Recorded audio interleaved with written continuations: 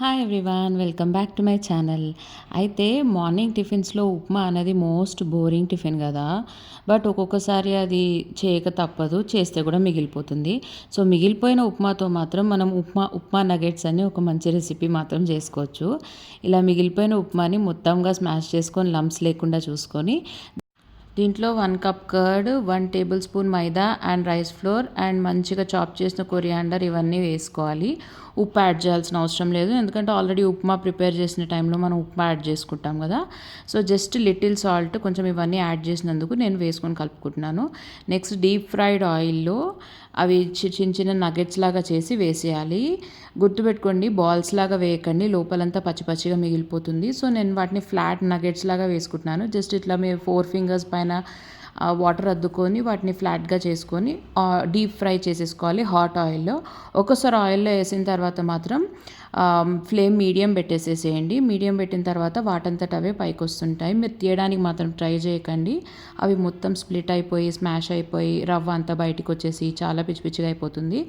So చూసారు కదా, వాటంతట అవే పైకి వచ్చేస్తుంటాయి. అవి మంచి గోల్డెన్ బ్రౌన్ కలర్లో ఫ్రై అయ్యేంత వరకు అలా సిమ్లోనే ఉంచండి. కొన్నిసార్లు తప్పక మనం ఉప్మా చేసుకుంటాం, కానీ అది ఎవ్వరూ పెద్ద ఇష్టంగా తినరు. అది ఎంతో కొంత మిగిలిపోతుంటుంది. ఎంత మిగిలిపోయినా సరే దాంట్లో ఈ ఇంగ్రీడియంట్స్ అన్నీ యాడ్ చేసేసి దాన్ని చిన్న చిన్న నగెట్స్ లాగా చేసుకుంటే మాత్రం నిజంగా చాలా టేస్టీగా ఉంటుంది. ఆయిల్ పీలుస్తుంది అనుకుంటారేమో, కానీ అసలు ఆయిల్ కూడా పీల్చదు. ఇవి పిల్లలు కూడా చాలా ఈజీగా తినేస్తారు. దీనికి మనము పుదీనా చట్నీ కూడా చేసుకోవచ్చు, లేదా నార్మల్ సాస్ షిజ్వాన్ సాస్ పెట్టుకొని కూడా తినొచ్చు, చాలా బాగుంటుంది. ఇక్కడ చూసారు కదా, నాకు కొంచెం ఎక్కువే మిగిలింది. సో నేను ఇవన్నీ ఈవినింగ్ నగెట్స్ లాగా వేసేసుకొని కొంచెం సాస్తో తింటే చాలా బాగుంటుంది. మీరు కూడా ఈ రెసిపీ తప్పకుండా ట్రై చేయండి, నిజంగా టేస్టీగా ఉంటుంది. ఉప్మా కంటే కూడా ఇలా చేసుకున్న నగెట్స్ ఇంకా టేస్టీగా ఉంటాయి. చాలా సాఫ్ట్గా, లోపల ఆల్రెడీ ఉప్మా ఉడికిపోయింది కాబట్టి పెద్ద తేడా కూడా ఏమి అనిపించదు. బయట కూడా క్రిస్పీగా ఉంటుంది, ఎందుకంటే మనం రైస్ ఫ్లోర్ యాడ్ చేసాం కదా. ఇంకోటి ఏంటంటే మైదా యాడ్ చేయడం వల్ల ఏంటంటే మంచి బైండింగ్ వస్తుంది.